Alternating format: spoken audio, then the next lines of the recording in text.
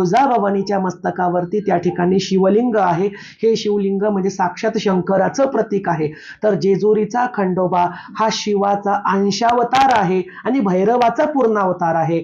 आणि भैरवाचं आणि देवीचं नातं हे माय लेकराचं असतं किंवा बहीण भावाचं असतं. मुळामध्ये भैरवाची उत्पत्तीच सतीच्या स्थानांचं रक्षण करण्यासाठी झालेली आहे. त्यामुळे जिथे जिथे सती अवतार धारण करते तिथे तिथे भैरव असतो.